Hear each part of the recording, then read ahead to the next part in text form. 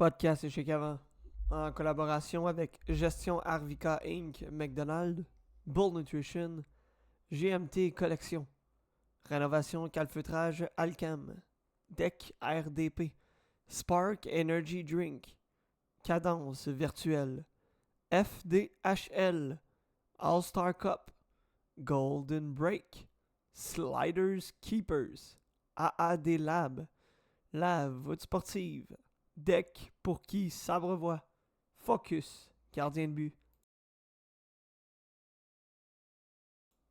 Prépare-toi, l'échec avant arrive en direct dans ton écran dans quelques instants. Édition du 17 octobre 2025, c'est parti! C'est l'échec avant ou l'anime. Des départs passionnés, des moments sublimes du hockey de la NHL au touchdown de la NFL. On vit chaque instant, on brille intensément. Les statistiques en main, on décrypte chaque jeu. Des frappes de la MLB au but ambitieux. La MLS qui monte la CFL en force.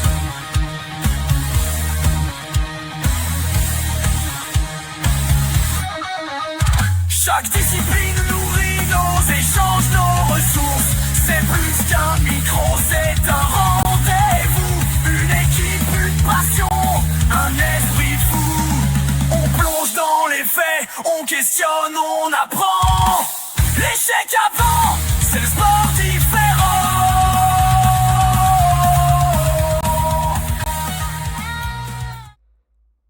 Mesdames, Messieurs, bonsoir à tous et bienvenue à votre échec avant. Le podcast sportif, là, où tous les amateurs de sport se donnent rendez-vous en grand. Édition du 17 octobre 2025, en compagnie de la voix mielleuse de votre échec avant, Cédric Paquette. Comment vas-tu? Super bien, toi. Ça va. Là, vous me pardonnerez s'il y a pas mal de tout au travers de cet épisode-là. Je suis pogné avec ça depuis au moins une semaine. C'est atroce.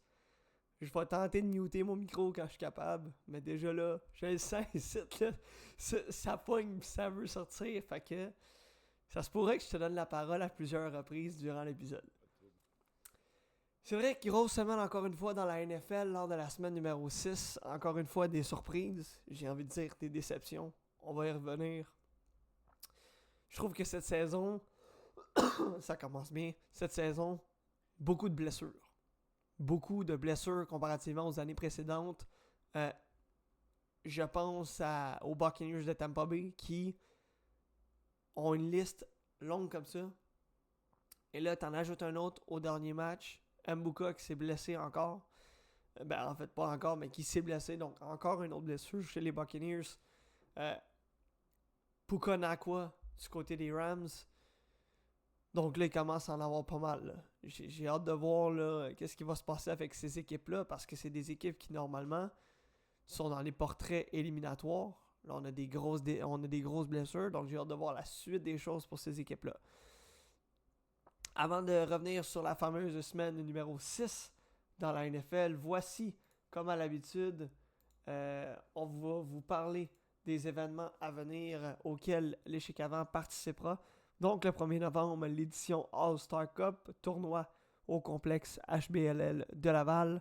Ce que ça implique, c'est 3 parties garanties à 4 contre 4, 585$ par équipe, soit une moyenne de 65$ par joueur. Plusieurs catégories, 10 000$ en bourse, hoodies aux champions. Les joueurs All-Star Cup qui vont avoir des prix de 100$. Il va également avoir des quiz présentés par l'échec avant avec d'autres prix à donner aux joueurs qui participeront. Notamment beaucoup d'animation, musique, DJ sur place, massothérapie. Donc, pour vous inscrire, visitez le allstarcup.ca. Autre événement, et oui, le premier événement de décaquer entourant l'échec avant. C'est quand que ça se passe? C'est au complexe HBLL de Laval le 13 décembre prochain. DJ, massothérapie, photographie également. Beaucoup d'animation, présentation des joueurs en finale. Annonce des buts également. Bourse et hoodie aux gagnants, 585$ par équipe. Catégorie FR, ME et MD. Le MR qui est retiré et on ajoute une catégorie D pour du homme. Inscription au allstarcup.ca.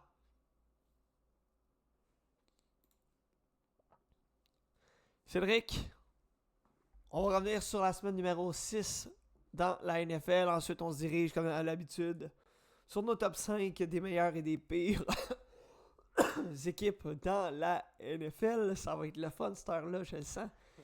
Ensuite, on y va de nos prédictions en lien avec la semaine 7. Des prédictions que je n'ai pas fait d'avance. Je ne les ai pas fait encore. J'ai hâte de voir là, vers où on s'enligne vers ça. Parce que là, j'ai l'impression qu'à chaque semaine, on en prend pour acquis. Puis on se fait revirer de bord à claque sur le nez.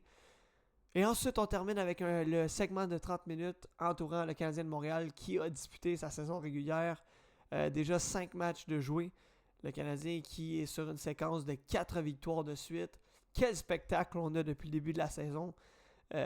On va y revenir, là, notamment le fameux contrat de Lane Hudson. Semaine 6 dans la NFL. Bon, on avait parlé les Giants qui avaient battu les Eagles jeudi le 9 octobre dernier, 34-17.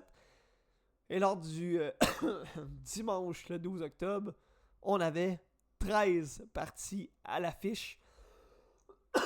Cédric, on parlera pas des Broncos contre les Jets. En résumé, c'est 10 points au premier quart du côté des Broncos, 6 points du côté des Jets, puis après ça... Une chose à souligner pour ce match-là, c'est que Justin Fields a fini le match avec moins 10 verges par la passe au total. Donc, probablement la pire performance pour un carrière que j'ai été témoin de ma vie, là, honnêtement. Ben, on a parlé, là, ils en ont parlé sur les réseaux sociaux, c'est le pire début de saison de l'histoire des Jets. Puis la première fois dans l'histoire des Jets qu'un carrière est en négatif après un match. Fait que, ouais, c'est... Puis tu sais, en même temps, c'est dommage, mais... Quand tu regardes la formation des Jets, puis tu regardes Justin Fields, 1 plus 1 fait 2. T'sais, Justin Fields n'est pas un mauvais corps arrière, mais t'arrives avec les Jets, tu sais, faites le calcul, tu t'en vas pas au-dessus de l'autobus, mais en dessous. C'est certain. Cédric, parle-moi de tes Patriots qui l'ont emporté encore une fois. Et cette fois, oui, c'est contre les Saints, mais que dire du travail de Drake Mayer depuis plusieurs matchs? Absolument. Puis, écoute, des longs jeux, là, c'est ça qui est impressionnant, c'est qu'il est en train de se transformer tranquillement là, en un des meilleurs passeurs là, dans les zones profondes dans les dernières semaines. Je pense que ça s'est vraiment développé, capable de lancer sous pression puis d'aller chercher là, ce qu'on appelle des chunk plays, là, des gros morceaux de verge, des gros morceaux de terrain. Donc, une autre victoire. On a eu chaud un petit peu, là, vu le match étant contre les Saints. Là, c'était peut-être un peu plus difficile que les Patriots l'auraient espéré, certainement. Mais une autre victoire importante. Puis là, je pense que la Nouvelle-Angleterre sont bien partis là, pour aller se tailler une place en série. Eux qui ont pris, là, avec la défaite des Bills, le 13, la première place dans leur section. Donc, assez intéressant là, de voir la suite pour cette division-là. Ouais, Drake Mayer qui termine le match 18-26, 261 verges et 3 passes de toucher. Son vis-à-vis, Spencer Rattler, n'a pas mal fait. 20-26, 227 verges, mais malheureusement, aucune passe de toucher. Les Rams ont profité de leur rencontre face aux Ravens pour aller chercher un gain, j'ai envie de dire, important, puisque c'était un peu coup-ci coup-ça avec les blessures. Victoire de 17-3. Les Ravens, on peut dire que c'est terminé, là. À moins d'un retour éminent de Lamar Jackson, j'ai envie de dire que même rendu là, c'est pas mal terminé là, pour Baltimore cette saison. Je suis d'accord. Là, on se retrouve à 1-5, si je me trompe pas, après cette défaite-là. Donc, même avec Lamar Jackson, avant sa blessure, le Baltimore, il n'y avait pas grand-chose qui fonctionnait. On avait juste une victoire je pense qu'il avait joué 3 matchs. Là, donc, on était 1-2 avec Lamar Jackson. Puis là, on continue d'accumuler les défaites depuis. Donc, je pense que même avec un retour de Lamar Jackson, je pense que les séries semblent être hors du portrait déjà, là, tout comme ça pour Baltimore. Les surprenants Panthers de la Caroline de Bryce Young refont surface. Sont sortis du cimetière. Ont sorti de leur tombe. Ont sorti de où vous voulez, du trou noir de la Caroline. C'est vrai, quelle victoire contre les Cowboys. Une performance respectable de Bryce Young qui a décoché 3 passes de toucher. Son vis-à-vis de Dak Prescott n'a pas mal fait, mais encore une fois, la défensive des Cowboys ne fait pas le travail. Ouais, puis c'est quelque chose de quoi on parle depuis le début de la saison. On s'attend à quand même une bonne saison régulière du côté des Cowboys, puis on se trouve à donner beaucoup de verges, beaucoup de points. Et là, comme tu l'as dit, les Panthers qui sortent un petit peu de nulle part, qui gagnent des matchs qui sont plus difficiles à gagner. Puis une belle surprise là, en arrivant vers le milieu de la saison du côté de la Caroline. On s'attendait pas vraiment à ça au début de la saison. Puis avec la façon dont ils ont commencé la saison, là, c'était pas facile non plus. Mais assez intéressant là, pour les Panthers de voir où on s'en va avec Bryce Young aussi. Une équipe sortie de nulle part. Une équipe qui a pris une gageure au début de la dernière saison en amenant Daniel Jones de leur côté. Quelle saison connaissent les Colts d'Indianapolis qui ont livré toute une bataille face aux Cardinals de l'Arizona pour signer un 5e gain cette saison. Ouais, mais les Colts, comme tu l'as dit, là, une grosse surprise, une des meilleures équipes depuis le début de la saison. On en parle à chaque semaine. Daniel Jones qui prouve que peut-être que c'était l'environnement qui était le problème pour lui avec les Giants, puis là qui tourne ça complètement de bord, puis les Colts aussi en même temps qui tournent ça de côté. La saison dernière, c'était pas nécessairement facile. Puis on se retrouve à être en tête là, dans la conférence, si je me trompe pas. La dernière fois que j'avais regardé le classement, donc très très bon début de saison pour les Colts. Rien à dire, honnêtement, des bonnes performances à chaque semaine. J'ai été déçu de voir les Jaguars s'incliner contre Sam Darnold et les Seahawks. Qu'as-tu pensé de cette rencontre-là? Je ne sais pas si tu l'as vu. J'ai vu les highlights. Personnellement, 42 tentatives de passe pour Trevor Lawrence, limité à 2 passes de toucher. J'ai envie de dire qu'on a joué de malchance du côté de Jacksonville. Je ne sais pas si tu es d'accord avec moi, mais je pense qu'on aurait dû mériter un meilleur sort du côté de Jacksonville. C'est certain. Je pense que les Jaguars sont quand même une solide équipe, mais je pense qu'il ne faut pas non plus enlever le crédit aux Seahawks là, qui, moi, me surprennent honnêtement. On n'en a pas tant parlé depuis le début de la saison, mais là, ils commencent à prouver qu'ils sont une équipe vraiment plus solide qu'on leur donne le crédit pour. Donc oui, les Jaguars, là, comme tu l'as dit, peut-être un peu de malchance, peut-être un petit peu toute tentative de passe aussi, le 42, on en a parlé, là, quand on dépasse 40, ça commence à être beaucoup. Mais les Seahawks qui font encore du bon travail, Sam Darnold qui continue de prouver qu'il est capable de se tailler une place de bon corps arrière dans la ligue. Donc un bon match encore pour les Seahawks à Jacksonville. J'ai été surpris aussi de voir les Jaguars l'échapper. Mais comme je dis, là, les Seahawks qui sont quand même à surveiller. Chargers, Dolphins. Tua Tagovailoa qui a disputé un match plus que difficile avec 3 interceptions. De son côté, Justin Herbert n'a pas mal fait avec 2 passes de toucher, 264 verges de récolte, 29 en 38.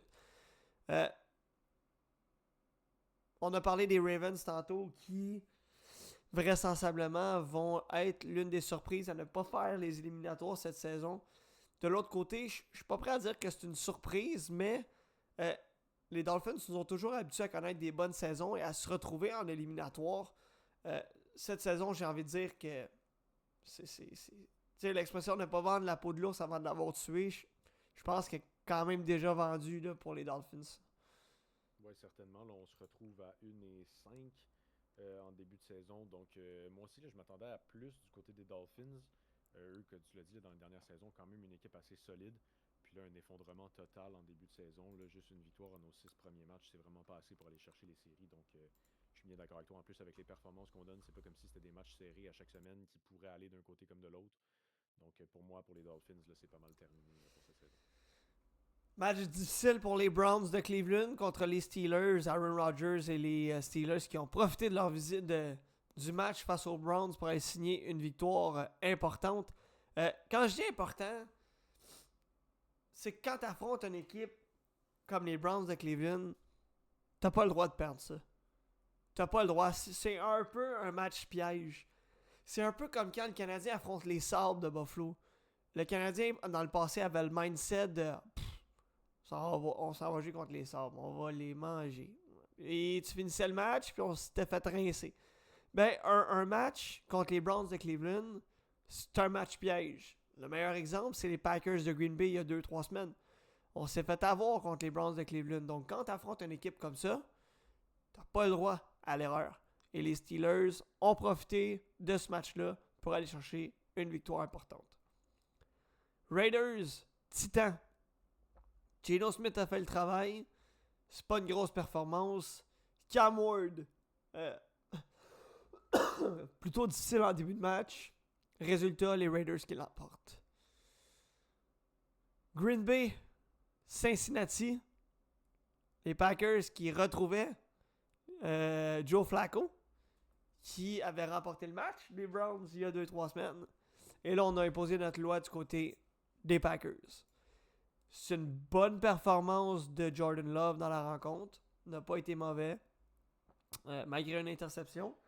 Et Joe Flacco a connu une bonne rencontre, là, malgré la défaite. Il a quand même eu 2 passes de toucher, 29 en 45, mais je sais pas si tu vas être d'accord avec moi. Il décoche beaucoup de ballons depuis le début de la saison, Joe Flacco. Là. Il a une moyenne supérieure à 40 tentatives par match, là, le bonhomme. Là. Pour un joueur de plus de 40 ans en plus, c'est là que tu te demandes, mais tu sais, c'est un gars qui a tout fait dans la NFL finalement, donc est-ce que c'est une charge de travail qui est prête à prendre? Visiblement, je pense que oui. Là. Lui qui a été capable de battre les Steelers le même jeudi. Donc, oui, c'est beaucoup, mais si tu es habitué puis que ça fait longtemps que tu fais ça, peut-être que ça semble moins pire pour un joueur comme ça, mais je suis d'accord avec toi, on en parle souvent, surtout avec des jeunes corps arrière, 40 tentatives de passe, c'est beaucoup pour un jeune corps arrière qui est dans un prime physique. Puis là, on parle de Joe Flacco là, qui a passé 40 ans, qui lance 40 passes aussi. C'est vrai que c'est beaucoup. Je suis d'accord avec toi. On pourrait le considérer comme un MVP cette saison, comme le MVP de la NFL. Et c'est Baker Mayfield. On en parle depuis le début de la saison. On met les Buccaneers en dessous de l'autobus. On est privé de Mike Evans. On est privé de Emeka Egbuka qui s'est blessé lors du dernier match au 3e quart. On a plusieurs blessures. Et malgré cela, on parvient à remporter les matchs. Les Buccaneers sont maintenant 5-1. Mike Jones a été horrible malgré 347 verges. A été victime de 2 interceptions. Et Baker Mayfield a été Baker Mayfield. 17 en 23, 256 verges, 2 passes de toucher. On parle de Joe Flacco qui a plus de 40 tentatives de passes en moyenne par match. Puis on parle de Baker Mayfield qui se situe entre 20 et 25. À quel point on peut voir qu'il n'est pas nécessaire de décocher autant de passes pour être capable de gagner un match, Cédric? Ben certainement, tu as juste à regarder justement les chiffres que tu as dit entre 20 et 25. Puis les Buccaneers présentement qui sont bien en avant de la fiche des Browns et des Bengals là, pour les 2 équipes de Joe Flacco cette saison. Donc je pense que tu l'as dit, moi je l'ai même noté, là, c'est rare que je prends des notes sur la semaine, mais là j'ai noté que pour moi présentement le favori pour le MVP à la fin de la saison, présentement c'est Baker Mayfield. Il fait de la magie, c'est toujours quelque chose en fin de match pour aller chercher des points importants. Je pense que c'est le favori présentement, probablement pas juste de moi, là, je pense qu'il y a beaucoup de gens qui sont mis à voir ce que Baker Mayfield est capable de faire. Donc je pense que c'est le favori pour le MVP. Puis comme tu l'as dit, on n'a pas besoin de lancer le ballon 36, 37, 38 fois pour aller chercher des verges importantes. Baker est quand même capable de courir avec le ballon. Et quand il lance le ballon, c'est des passes importantes, précises. Et on va chercher pas mal de verges. Donc encore une belle performance des Buccaneers et de Baker Mayfield. Ouais, 100% d'accord avec toi. Match qui m'a déçu. J'aurais aimé un scénario différent. Les Lions qui s'inclinent contre les Chiefs de Kansas City. Jared Goff n'a pas mal fait. 23 en 29, 203 verges. Des performances similaires à Baker Mayfield. Pat Mahomes, 22 en 30, 257 verges, 3 passes de toucher. Ça a été un match où on a échangé les séquences, mais malheureusement, le fait que les Lions aient été blanchis au 3e quart aura malheureusement peut-être fait la différence dans ce match-là. Qu'est-ce que tu as pensé de cette rencontre-là entre les 2 équipes? Les Chiefs qui redeviennent peu à peu les Chiefs après un mauvais début de saison. Ouais, ben je pense que c'est ça qu'on est en train de voir là, du côté des Chiefs. Je pense que c'est pas nécessairement 100% sur les Lions, là, le blâme de cette défaite-là. Je pense que les Chiefs sont en train de rebâtir leur saison match par match là, depuis qu'ils ont commencé à remporter ces matchs-là. Donc tu l'as dit, Jared Goff qui fait pas mal. Je pense que depuis la saison, on connaît un solide début de saison, mais Patrick Mahomes là, qui tranquillement revient à ses sens là, d'être le corps arrière qu'on connaît. Donc je pensais voir Détroit l'emporter, mais qui sont en train là, vraiment de construire un bon restant de saison. Ils l'ont échappé dans un 2e match de suite et n'ont pas été capables de saisir l'opportunité d'affronter une équipe qui, oui, connaît des bons moments, mais qui en a connu des moins bons. Les Bills de Josh Allen se sont écroulés contre les Falcons. Quel mauvais match de la troupe des Bills. Au début de la saison, on parlait de la défensive des Bills qui pouvait être un point important où on pourrait avoir des lacunes. Et là, c'est vrai que depuis 2 matchs, on le voit du côté des Bills, beaucoup de difficultés défensives. 2 interceptions pour Josh Allen. Ça fait beaucoup de revirements en 2 matchs. Les Falcons ont joué du bon football. Bijan Robinson a traversé la défensive des Bills. Ce gars-là est une machine du haut de ses 3 pieds 3. C'est terrible. Un petit bedonnant. Il est rapide. Il est efficace. Il a des jeux de jambes incroyables. 170 verges. Un touché par la course. Et Michael Penix Jr. qui termine 20 en 32, 250 verges, un touché, Cédric. Quelle performance des Falcons. Ouais, puis là, ça commence à devenir un petit peu. À mettre un petit peu de pression sur les Bills là, qui perdent, comme tu l'as dit, 2 matchs de suite. Eux qui étaient sans défaite avant la semaine d'avant.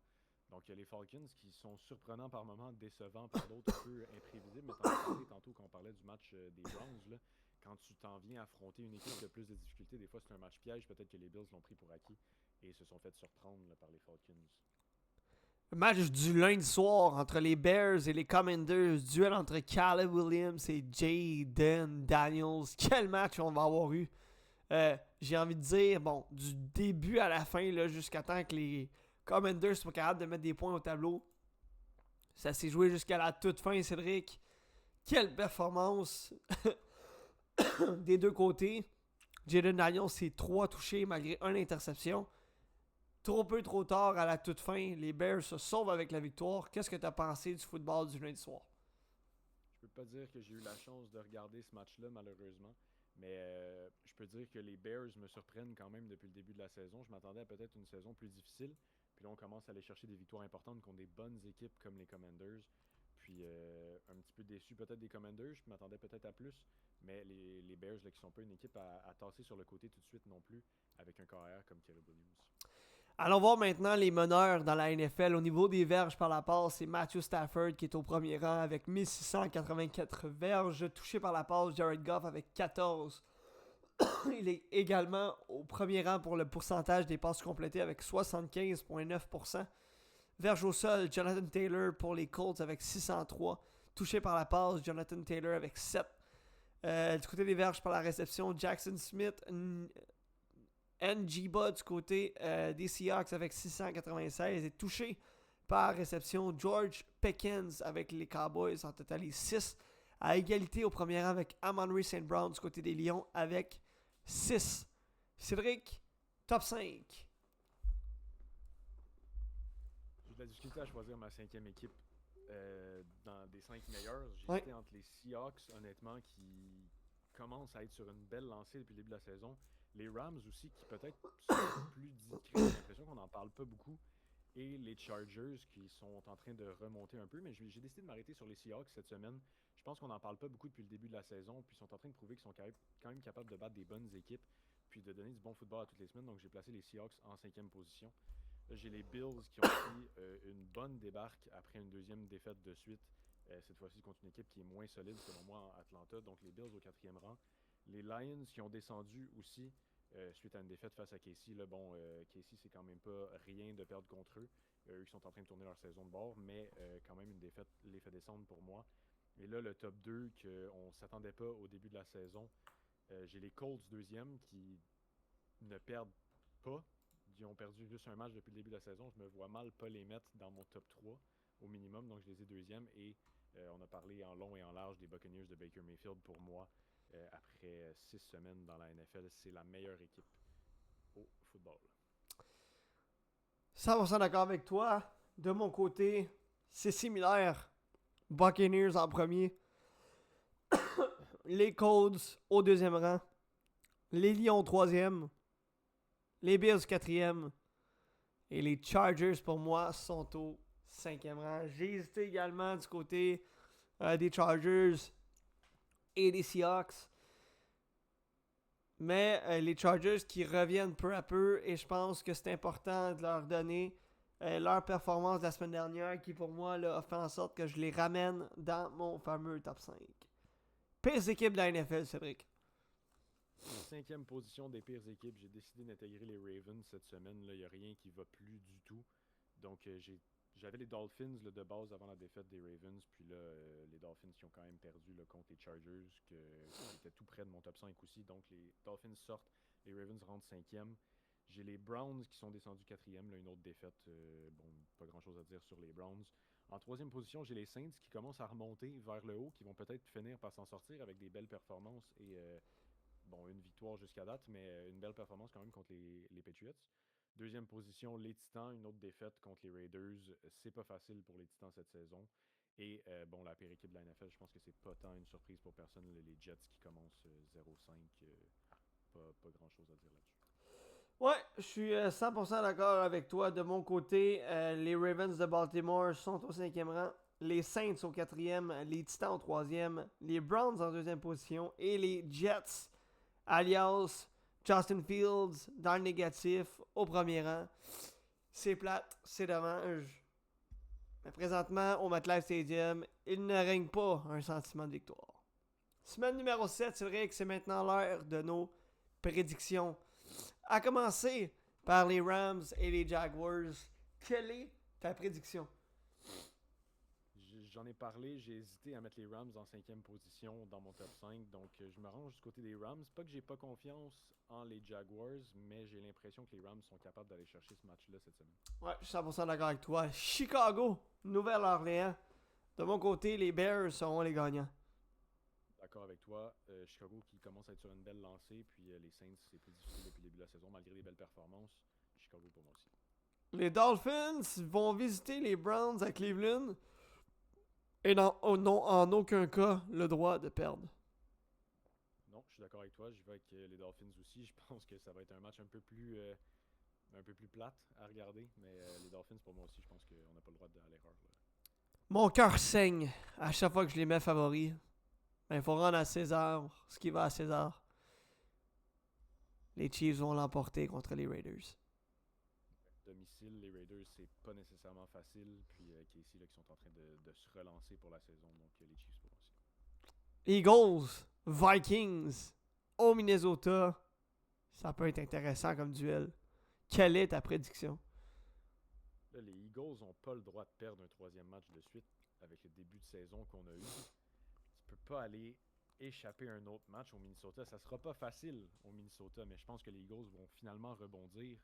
Je serais surpris de voir les Vikings l'emporter, mais c'est pas impossible. Mais je me range quand même du côté des Eagles cette semaine.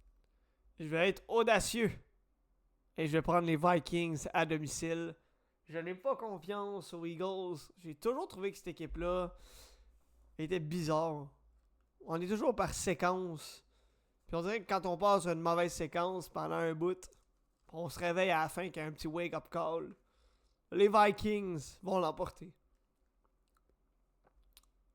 Panthers, Jets. Panthers vont gagner. Je suis d'accord avec toi, ça pourrait être un match piège de jouer contre les Jets à ce stade-ci de la saison, mais les Panthers, selon moi, sont pas le genre d'équipe à prendre les Jets à la légère vu leur fiche. Les Panthers pour moi aussi. Pats, Titans. Les Pats au Tennessee. Je pense que Drake Mayer est en pleine possession de ses moyens présentement. Absolument d'accord avec toi. Giants, Broncos à Denver.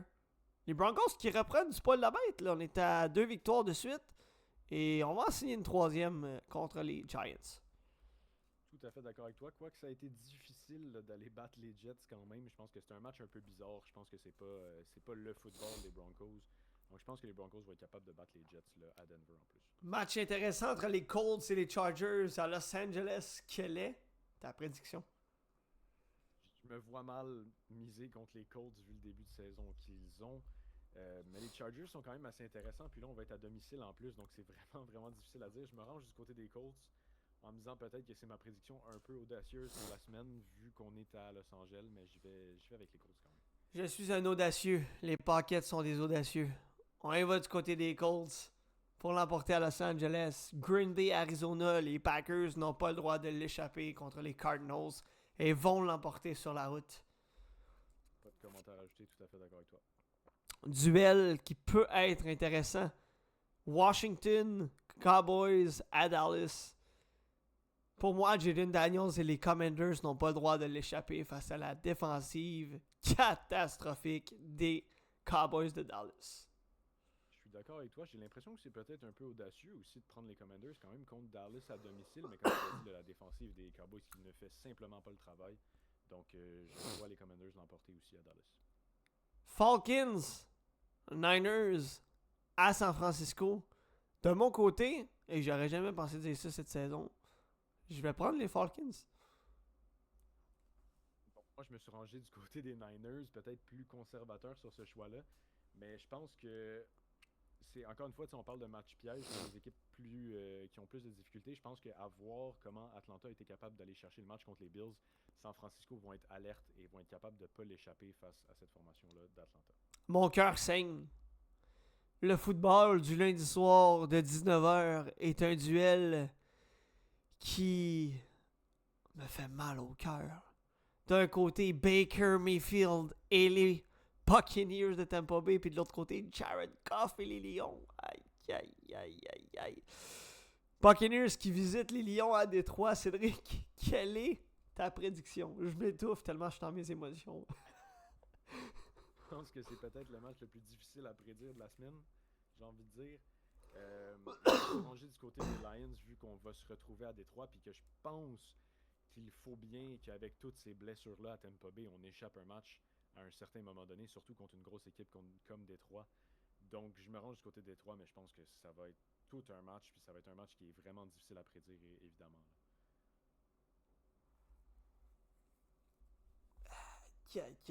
Aïe. Hey, c'est sûr que lundi soir, je suis devant ma télé. Tampa Bay, Détroit. D'un côté, possible MVP de la saison. Puis de l'autre côté, une équipe qui est capable d'exploser offensivement à n'importe quel moment. Je vais prendre l'avantage du terrain. Les Lions à Détroit.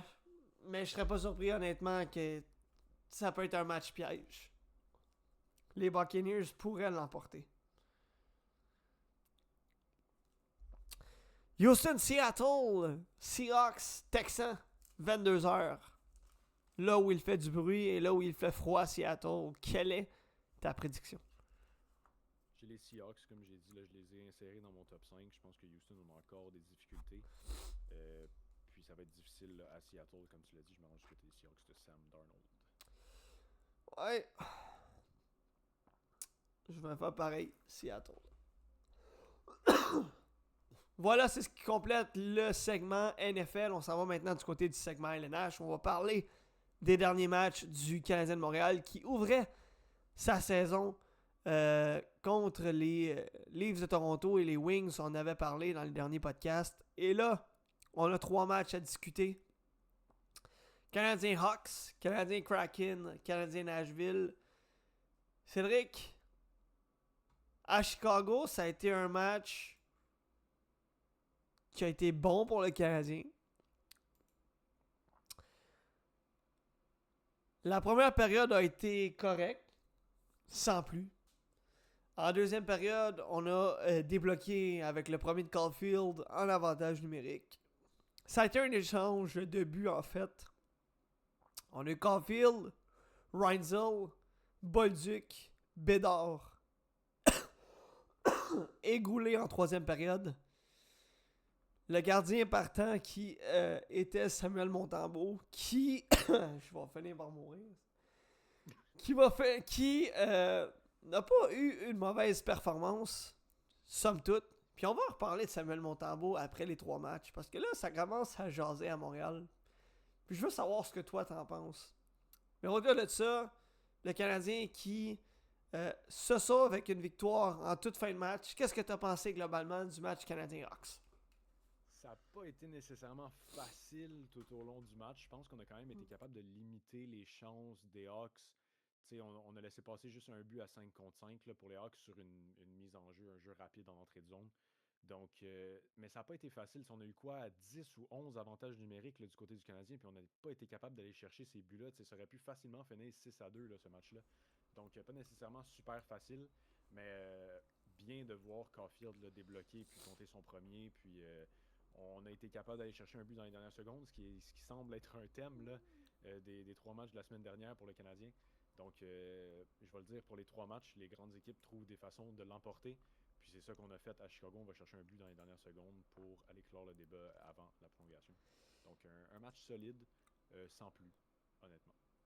Le Canadien retrouvait ses partisans lors du match contre le Kraken de Seattle. Samuel Montembeault était devant la cage du Canadien face à Joey Daccord.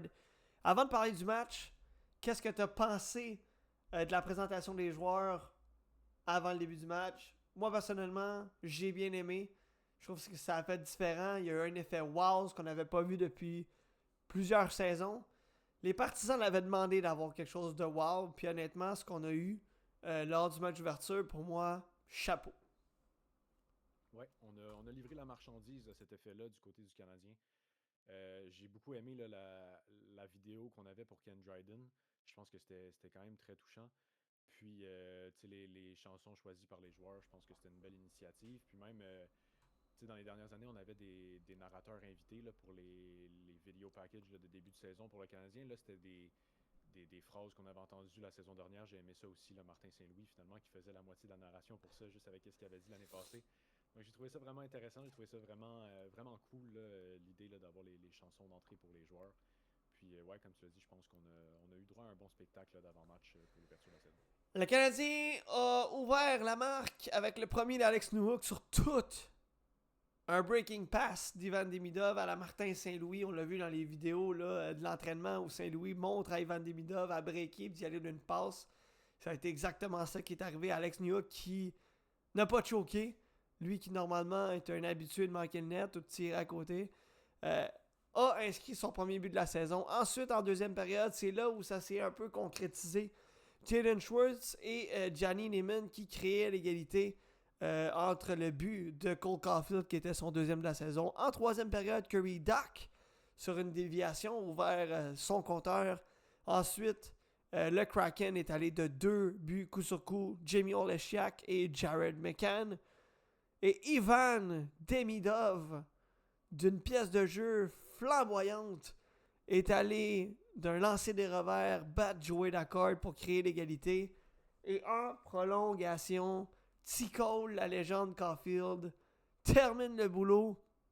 Deuxième du match, troisième de la saison. Cédric, quel spectacle on a eu au Centre Bell dans ce match. Absolument, puis je l'ai dit, je vais le répéter pour les 3 matchs qu'on va passer dessus. Les grandes équipes trouvent des façons de l'emporter. Il restait environ 1 minute 30 quand Ivan Demidov a fait preuve de grande patience. Il n'a pas pris son lancer tout de suite quand il a touché à la rondelle. Il a pris le temps d'aller trouver l'espace libre et de compter ce but-là. Donc, très, très, très solide là, en ce match. Un super beau spectacle que les Canadiens nous ont offert. Puis, encore une fois, on trouve le moyen de gagner, que ce soit à la dernière seconde ou en début de match. Les Canadiens ne s'arrêtent pas de rouler dans cette semaine. Le Canadien recevait la visite des Prédateurs de Nashville hier. Ça n'a pas été un début de match facile pour le Canadien. En deuxième période, Steven Stamkos a ouvert son compteur avec son premier de la saison à 11:36 en deuxième période. Oliver Kapanen poursuit sur son excellent début de saison. Un peu une des surprises du début de l'année. Troisième de la saison de Hudson et Goulet. À 6 minutes 2 pour créer l'égalité 1-1. Ensuite, Nick Perbix qui est allé de son deuxième de la saison pour redonner les devants aux Prédateurs. Et là, quand on pense que tout est terminé, je vais y aller d'une citation de quelqu'un de bien connu. Les grandes équipes trouvent toujours le moyen de gagner. Cédric, tir bloqué de Lane Hudson dans le chest. Une bombe à la Tom Brady près de la ligne bleue verticale qui décoche des poignets pour battre le gardien Youssé Saros. On se transporte en prolongation alors qu'on croit aller vers les tirs de barrage. Patin dans le coin gagné par Suzuki qui récupère la rondelle. Fin de tir vers le filet. Laisse derrière vers Caulfield qui n'a même pas le temps de respirer. Décoche sur le coup. L'emporte et se dirige vers Jacob Dobech en fusée. Quel match encore une fois! Et oui, puis écoute, tu m'as volé ce que j'allais dire. Les grandes équipes trouvent des façons de gagner. Et moi, je veux savoir si avec cet arrêt-là, Lane Hutton est éligible pour le trophée Vézina parce qu'il vient de voler un but au prédateur, renvoie ça, comme tu l'as dit, à Cole Caulfield qui ni une ni deux entre dans la zone et décoche là, bat complètement Saros du côté du bouclier. Donc, toute une fin de match, j'étais sur un high toute la soirée à crier Cole Caulfield tout seul chez nous. Ma blonde me trouvait vraiment fatigant. Puis, écoute, toute une fin de match, Caulfield qui signe 4 buts en 2 matchs pour aller chercher 2 victoires là, importantes, coup sur coup. Il a égalé là, le record pour le plus de buts en prolongation pour un joueur du Canadien en saison régulière avec 10 en seulement là, à peine plus que 250 matchs, si je ne me trompe pas. Donc, toute une fin de match, Lane Hutton qui montre pourquoi il vaut amplement son nouveau contrat signé, duquel ce contrat n'est même pas encore mis en marche avant la saison prochaine. Donc, une super belle fin de match, encore une fois. On trouve le moyen d'aller chercher la victoire, d'aller complètement voler ce match-là au Prédateur de Nashville avec en dessous de 20 secondes restantes. Grosse semaine pour le Canadien en ce qui est des remontées pour aller chercher une victoire dans les dernières secondes. Ouais, 100% d'accord. Le Canadien de Montréal qui, présentement, au niveau du classement dans la Ligue nationale de hockey, est au 3e rang. À égalité avec les Hurricanes de la Caroline, toujours invaincus cette saison. Et du côté de la division Atlantique, le Canadien qui est au 1er rang à 8 points. Derrière les Wings, les Leafs, les Bruins et les Panthers à 6 points. Cédric, Caulfield en mission vers le plateau des 40. On a déjà 5 en 5. Plus 3, 7 points en 5 rencontres. Nick Suzuki, 7 points. Plus 3 en 5 rencontres. Bolduc, excellent début de saison. Le 3/4 des gars du Canadien sont dans le plus. Allumez vos lampions. On ne sait pas combien de temps ça va durer. À côté de Kirby Dach, je vois plus 1. On va espérer que ça poursuive la suite. Kirby Dach n'a pas un mauvais début de saison jusqu'à présent. Je pense qu'il n'y a personne du côté du Canadien qu'on peut dire qu'il y a un mauvais début de saison du tout. T'sais, on a parlé, souvent on entend parler de Slavkovski là, qui a des débuts de saison plus difficiles. Je pense que malgré son total de points pour l'instant, on n'a pas du tout un début de saison comme ce qu'on lui connaissait avant. Je dirais pas que c'est un début de saison là, flamboyant, mais vraiment plus solide à quoi il nous a habitués dans les dernières saisons. J'ai oublié de le mentionner, je voulais justement le mentionner sur le premier but de Caulfield face au Kraken. Ça apparaît pas sur la feuille de pointage, mais c'est son échec avant qui a fait que Chandler Stephenson a mis la rondelle sur la palette à Caulfield tout seul devant le filet. Donc ça, c'est des choses qui paraissent pas nécessairement quand tu regardes juste les chiffres, mais c'est des jeux importants. Il y a même, je sais que tu voulais parler de Montembeault plus tard, on peut pas y accorder un mauvais début de saison. Patrick Laine, peut-être, je pense qu'il n'y a pas de point encore, où il y a une passe sur le but à Demidov, mais il n'y a pas compté de but encore. Je serais pas prêt à dire qu'il y a un mauvais début de saison, parce que j'ai jamais vu avec le Canadien, c'est sûr qu'on avait juste une demi-saison là, à regarder. J'ai jamais vu Patrick Laine patiner comme ça, sur la glace, pas de rondelle. Donne des mises en échec, va en échec avant. Honnêtement, je suis surpris de le voir jouer comme ça.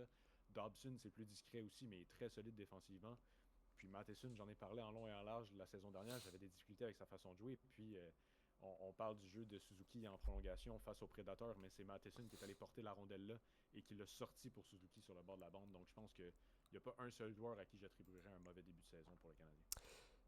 T'as parlé de Sam Montembeault et c'est là où je m'en venais. 3 matchs, efficacité de 870, moyenne de buts alloués à près de 3. Son compatriote Jacob Dobeš en 2 rencontres a une moyenne de 1,46, 940 d'efficacité. Cédric, il y a déjà des partisans du Canadien qui s'énervent le poil des jambes, réclament Jacob Dobeš plus souvent qu'à son tour. Je pense que tu as soulevé un bon point là. On peut pas mettre Montembeault en dessous de l'autobus. Hein. Pas du tout. Honnêtement, je sais pas si c'est...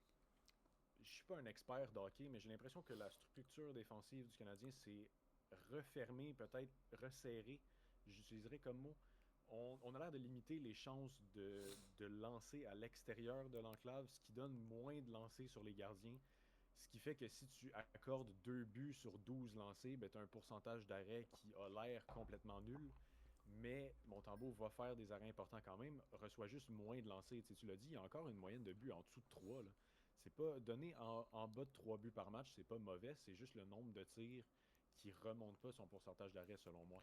Puis je trouve qu'il a travaillé pendant l'été sur son contrôle de retour aussi. Je trouve que surtout du côté du bouclier, il est capable de dévier les rondelles dans le coin. Donc je pense que c'est quelque chose à regarder quand on veut voir du positif chez Montembeault. C'est sûr que là, Dobèche, pour l'instant, il y a eu 2 matchs pour l'instant des 5. Peut-être a été plus chanceux dans le nombre de buts qui ont été marqués. Il a fait un très bel arrêt en prolongation là, face à Nashville. J'enlève rien du tout à Jakub Dobèche, là, loin de là étant mon idée. Mais je pense qu'on peut pas non plus complètement écraser Montembeault, comme tu l'as dit, le passer en dessous de l'autobus. Je pense qu'il a pas mal fait du tout. Puis on continue d'aller chercher des victoires. Puis je pense que le Canadien n'a pas l'air plus ou moins confiant selon le gardien qui est derrière eux. Je pense qu'on joue du gros hockey quand même du côté du Canadien, peu importe qui se trouve entre les poteaux. Cédric, le 13 octobre dernier, le Canadien annonçait une prolongation de contrat. 8 ans et 70,8 millions de dollars, soit de 2026-2027 à 2033-2034, avec le défenseur Lane Hutson, qui aura un salaire annuel moyen de 8 850 000 dollars par saison, qui comprend un bonus à la signature de 55 millions. Quel coup de Kent Hughes! Un coup de circuit. Je commençais à être nerveux quand j'avais vu des rumeurs comme quoi Lane Hutson était prêt à prendre juste en dessous du 9,5 de Dobson pour un contrat de 8 ans. Puis Kent Hughes avait dit que on n'était plus sûr. Finalement, ça s'était pas fait du côté du Canadien. On savait pas trop pourquoi. Je commençais à être nerveux. Je me disais, bon, on va être obligé de voir un premier contrat dans les 2 chiffres là, au niveau des millions, là, par-dessus 10 millions. T'sais, on n'avait pas ça encore avec le Canadien. Ça commençait à me déranger un petit peu. Puis là, finalement, sorti de nulle part, on prend en dessous de 9 millions du côté de Lane Hutson. Ce que je pense, on parle souvent des États comme la Floride, qui ont plus de facilité à signer des contrats comme ça. Mais là, quand tu regardes la structure du contrat de Lane Hutson, tu vois qu'il n'en perdra pas tant de l'argent par rapport aux taxes de l'État ou de la province là, au Québec. Voyant quand les bonus sont versés le 1er juillet, ça va être versé à son domicile aux États-Unis, donc il n'y aura pas tant de taxes là-dessus. Donc je pense que Kent Hughes a très très très bien négocié son contrat et étant ancien agent de joueur, évidemment qu'il sait comment manœuvrer pour essayer de garder le plus d'argent possible dans les poches des joueurs qu'il signe, puis on l'a vu là. Il n'y a pas un contrat que Kent Hughes a signé à date que je trouve qui ne fait pas de sens. Peut-être qu'on a donné un petit peu plus d'argent que j'aurais voulu à Noah Dobson, mais je pense qu'il va prouver que, surtout avec le cap qui monte dans les prochaines années, ça va être un bon contrat quand même. Donc un excellent contrat selon moi pour Lane Hutson qui va prouver toute la valeur là, qu'on voit en lui. Ouais, l'intelligence de Kent Hughes rapporte aux Canadiens. On a parlé de la signature du contrat de Lane Hutson. Jeff Molson, lui, a procédé à 2 prolongations de contrat. Kent Hughes et Jeff Gorton restent en poste pour encore plusieurs années. Cédric, ça a été quoi tes impressions? J'ai sauté dans les airs. Non, mais pour être bien honnête, je suis pas surpris. Ça vient, de ce que j'ai compris, c'était une entente qui datait d'avant le contrat de Lane Hutson. Mais dès qu'on a annoncé le contrat de Lane Hutson, on a finalisé tout ça. Puis pour moi, ça fait du sens, là, évidemment. Signer un gros morceau comme ça à long terme, tu mérites cette prolongation-là. Puis on a vu, là, il n'y a pas vraiment de mauvais coups du côté de Kent Hughes et Jeff Gorton depuis leur arrivée avec le Canadien. On a géré là, cette reconstruction-là comme des chefs, si je peux me permettre l'expression. Puis je suis très très content de les voir rester là, à long terme avec les Canadiens. On est actuellement en fin de 8e manche entre les Blue Jays et les Mariners de Seattle. Les Mariners qui viennent de créer l'égalité, c'est 2-2 en fin de 8e manche. Série de championnat, série égale 2-2. Cédric, on a signé Lane Hutson, on a prolongé les dirigeants du Canadien. Je te pose la question et je veux voir ce que tu en penses. Le Canadien doit absolument avoir comme objectif de prolonger Mike Matheson. J'aurais pas été d'accord l'année passée. Vu le début de saison qu'il nous a offert, pour l'instant, s'il est prêt à prendre un contrat pas trop cher, je suis d'accord. Je pense que le Canadien se doit de prolonger le contrat de Mike Matheson. C'est un gars qui veut jouer ici. C'est un gars de Montréal, donc c'est certain que c'est un rêve pour lui de jouer ici. Il l'a dit à multiples reprises. Je pense que c'est un bon leader pour le Canadien. Puis là, Jeff Gorton l'a dit là, dans les derniers jours, là, lorsqu'on lui a posé la question. C'est un gars qui est capable de s'adapter à peu importe ce qu'on lui a demandé. On lui a demandé d'être le premier corps arrière d'avantage numérique pour le Canadien. Il l'a fait, il a ramassé des points. On lui a demandé de prendre un rôle plus secondaire. Il l'a fait. On lui demande un rôle peut-être encore plus défensif. Shutdown, il le fait et à merveille. Je pense que le Canadien ont besoin de ce genre. Tu as toujours besoin de vétérans, puis Mike Matheson est en train de prouver que c'est un vétéran très important pour le Canadien, donc je pense qu'on se doit de le garder. Avec le cap salarial qui va augmenter phénoménalement dans les prochaines saisons, on va passer à 113 millions, à 130 millions, peut-être un jour à 150. On n'est pas encore là. Quand tu parles d'un contrat pas trop cher pour Mike Matheson, sachant que des gars comme Jackson Lacombe a signé à plus de 8,5 millions, des gars comme Sanderson, tu comprends ce que je veux dire? Pour toi, quel serait le type de contrat idéal là, pour Mike Matheson si tu étais Kent Hughes? En regardant son contrat actuel, si je ne me trompe pas, c'est 4,5 millions annuellement. En regardant ça, je verrais un contrat, tu sais, c'est un gars qui a 31 ans, si je ne me trompe pas. Donc, Ouais, ça va être son dernier gros canard. 5 ans maximum, ça c'est certain pour ce qui est du terme. Donc 4 ou 5 ans, je pense qu'on ne le signe pas moins de temps que 4 ans, certainement pas plus que 5. Donc ça l'amènerait jusqu'à 36 ans. En voyant la montée du cap, je serais prêt à donner un 4 ans, 5 millions par année. Je pense que ce serait vraiment solide. En voyant, là, évidemment, le cap va monter quand même pas mal. Donc même si on s'entend à 5,5 millions, 4 ans, je serais quand même pas fâché. Je pense que c'est pas nécessairement comparable à des contrats comme des contrats comme ceux de Jackson Lacombe et Luke Hughes et Jake Sanderson et tout ça, parce que Matheson est vraiment plus vieux et n'a pas nécessairement le même rôle. C'est plus un défenseur numéro 1 avec le Canadien. Donc je pense que si on s'en tient à 5,5 millions ou moins pour 4-5 ans, je pense que Matheson verrait ça comme un bon contrat pour lui. Peut-être qu'il serait capable d'aller chercher plus ailleurs, mais s'il veut vraiment rester avec le Canadien, je serais pas surpris de le voir s'entendre comme ça. Puis je pense que du côté de la structure salariale du Canadien, c'est un contrat qui a beaucoup, beaucoup de sens. Ok, j'aime beaucoup. On va aller maintenant du côté du calendrier du Canadien en terminant. Bon, le Canadien qui va avoir 4 rencontres avant notre prochain podcast. Soit va accueillir les Rangers samedi, les Sabres lundi, et va visiter les Flames, les Oilers et par la suite les Canucks, donc le fameux voyage de l'Alberta. Cédric, quelle est ta prédiction face aux Rangers?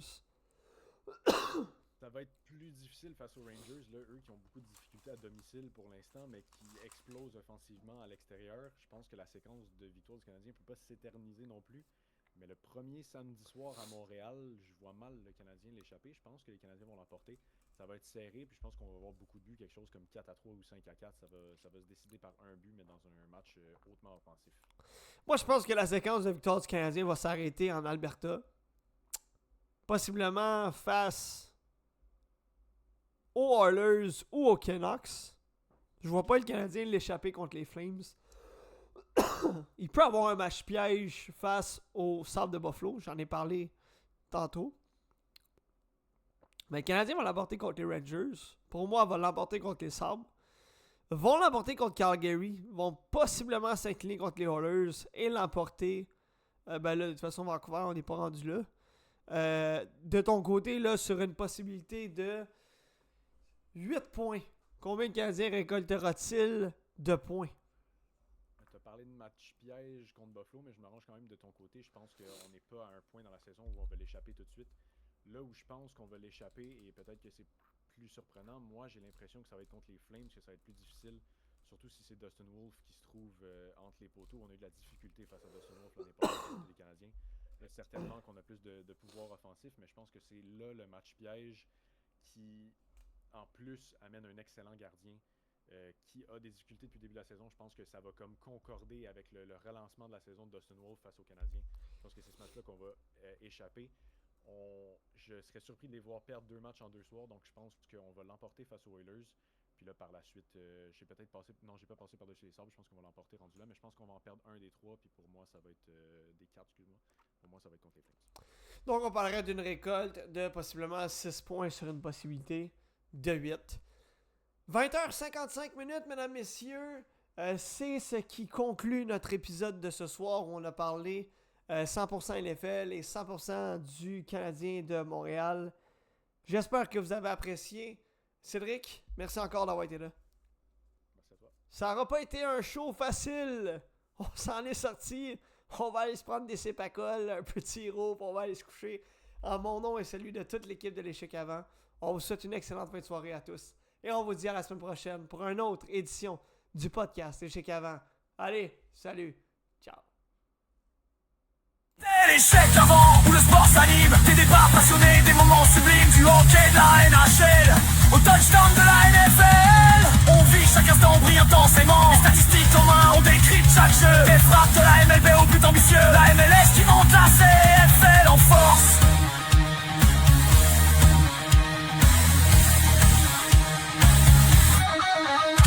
Chaque discipline nourrit nos échanges, nos ressources.